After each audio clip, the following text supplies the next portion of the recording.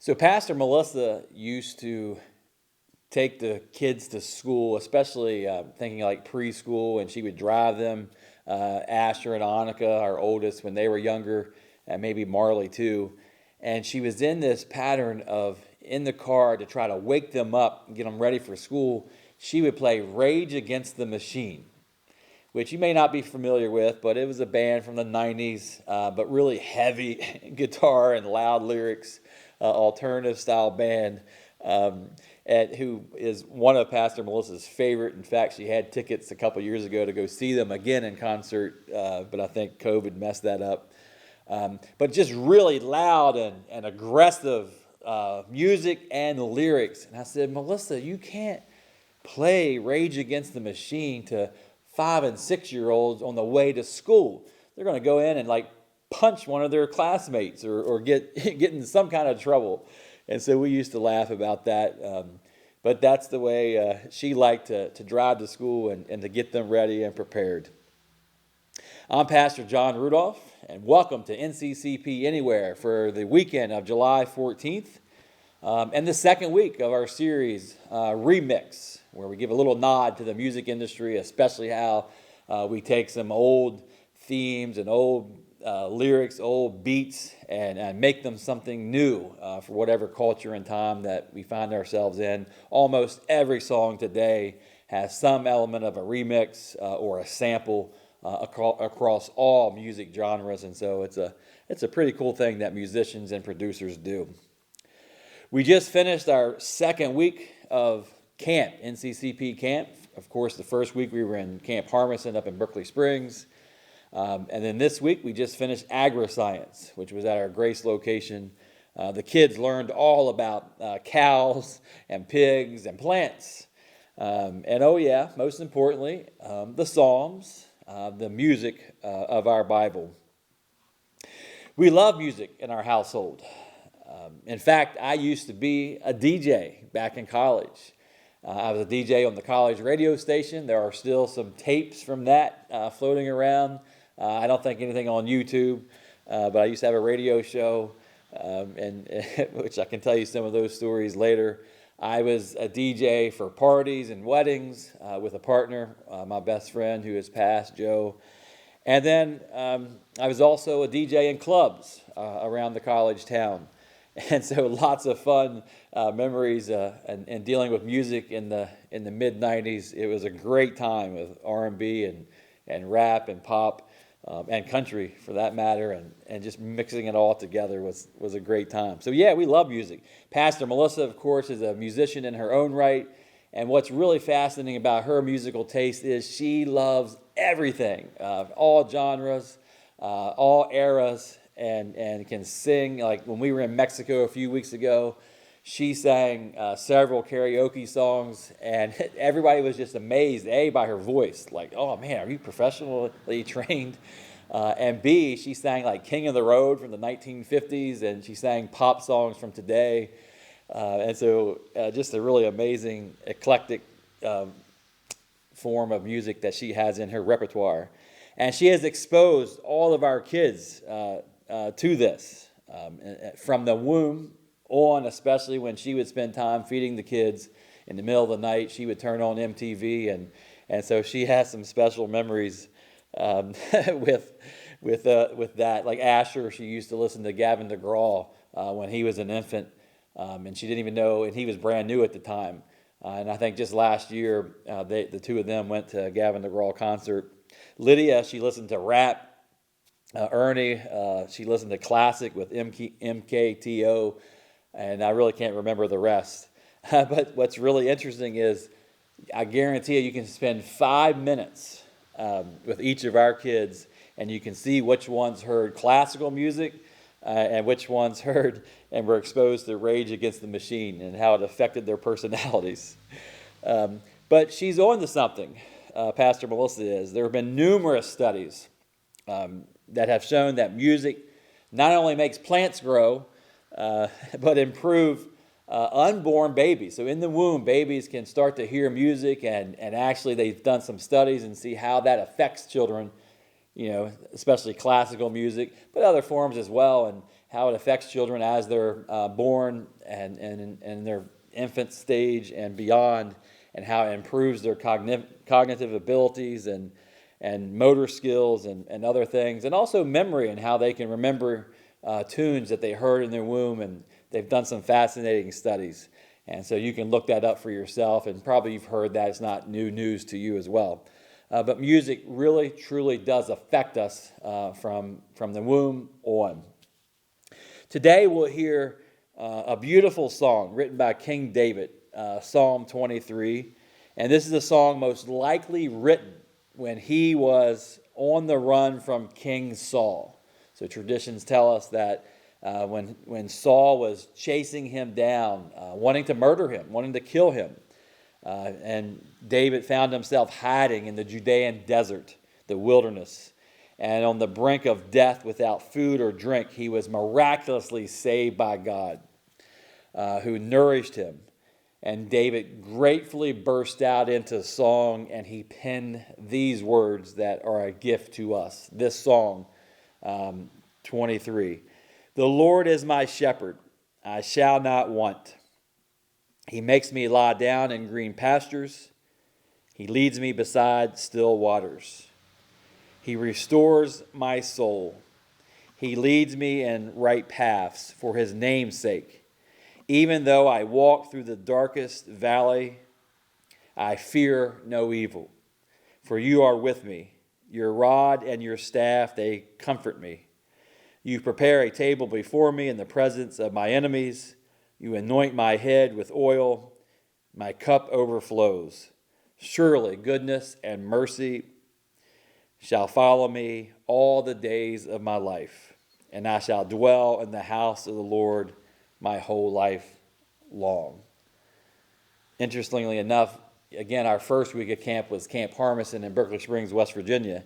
And on the night that we discussed Psalm 23, we did so down along the water of Sleepy Creek, which was very still because of the lack of rain that we have had recently. But we were in the green pasture and by the still waters, and so it could really resonate to us as we read these words about the Lord being our shepherd. You can hear various undertones here of themes of protection and also of support and divine presence that we see previously in the scriptures and beyond, and certainly pointing towards the New Testament and Jesus. But we can see King David as he's on the run, and he certainly is in the shadow of death as Saul is chasing him down, and the relief that he finds when God miraculously saves him, that this is why we get these gifts of word that David has left for us, this song of comfort. Throughout the ages, in times of both sorrow and joy, millions of people of the Jewish faith have gathered strength from these heartfelt words from David. Words that comforted and uplifted them, strengthened their trust in the Almighty, trust that God, our faithful shepherd, will never forsake his precious flock, and ultimately will uplift and exalt us eternally in his holy house. And we know of all the things that have happened in the Old Testament where the people of God, not just David, but later the people of God will be on the run, not just from Pharaoh, but from the other kings of Babylon and so on and so forth, in times of exile.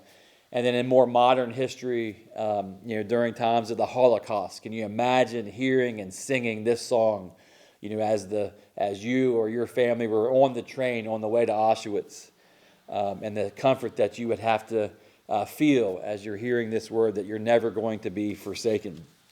And of course, for us, many of us watching here on NCCP Anywhere or in our churches this Sunday, this psalm is most notable for us. This is a song that sings to our heart, probably the most popular psalm in the whole book, because we hear it at almost every funeral or memorial service that we attend. And it gives us, too, great comfort during those times of grief and sorrow. But even today as well, beyond memorials and funerals, people of the Jewish faith will recite this every Sabbath before meals. Sort of as a grace, and they're getting ready to say grace over their meal, they'll say Psalm 23, and specifically on Sabbath because it reminds them to, on a day of rest, that they don't have to lift a finger, that God is the one that will do the work of saving them in whatever it is that they're going through. And so it's a very important psalm, so important that it's read weekly in Jewish households. Reverend Cindy Caldwell, who's part of our team now at the preaching meeting this week, had a remarkable thought. And she said that Jesus himself, Jesus the Christ, would have heard this song, this Psalm 23, sung as a child. And then it would have been somewhat of a tool, something that he carried with him, that he could draw on later in life. I would add that he would have also heard this psalm in the womb, in Mary's womb. Think about times as they traveled, for the census, right before his birth and the stressful night of not being able to find a place to stay. Maybe she sang this song and he heard his mother singing, "The Lord is my shepherd, I shall not want." Pastor Melissa adds, that he would have heard this as an infant and as a toddler, as he was in exile.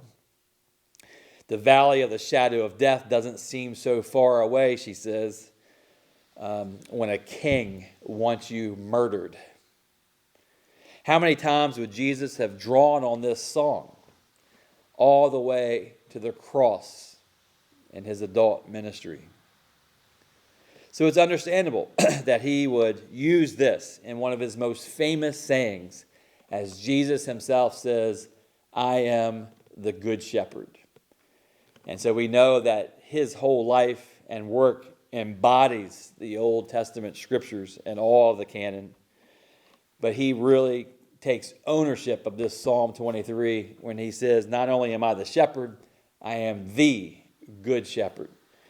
In terms of, I am willing to lay down my life for you. I am willing to protect you. I am willing to and understand totally how it is for sheep to not be able to function when they have fear or distrust in their spirit. And that is when the good shepherd takes over and makes sure that everything is calm and ready to go. He is the good shepherd.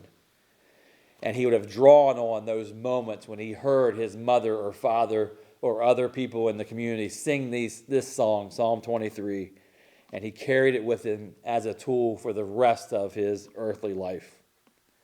What songs do you draw on during difficult times? And just for a moment here, if you can't think of a song or whatever, just think of your secular songs and how it affects you when you hear a song from your childhood or from when you were in high school or a young adult or just newlywed, and you hear a song come on the radio or Alexa or your Google device, however you listen to music nowadays. And when a song comes on from your past, how it affects you with great joy and fond memories and emotion, or maybe even some sadness about a difficult time in your life, how a song can trigger that. And so that is what the Psalms can do for us in terms of our faith memories. And so it's critical that we take some of these to heart. Read a psalm almost daily. I mean, if you can read a psalm daily and maybe capture one or two of these themes, it's so important. Not just because it remixes biblical themes from the Old Testament and New and brings them to us in a new gift penned by King David into a beautiful songs, but also because it can carry us through our good times and our most difficult times, just like it did for Jesus. These are gifts. You don't have to be a child to have these psalms inform or enrich your faith. And so let's take advantage of this gift. We thank God for King David and his words here in the Psalter, that not only that we were given, but it also helped form and shape the Good Shepherd, Jesus Christ, our Savior, as well. And so take these words to heart, and surely goodness and mercy shall follow me all the days of my life, and I shall dwell in the house of the Lord my whole life long. That's how this psalm ends, and that's one of the ways that we do that and live into that verse is by keeping these psalms close to our heart. I encourage you to do that and take them with you each and every day in your faith journey during good times and bad, and let these songs encourage you. In the name of God, I leave this for you, and may God be with you until we meet again, and I will see you soon. God bless.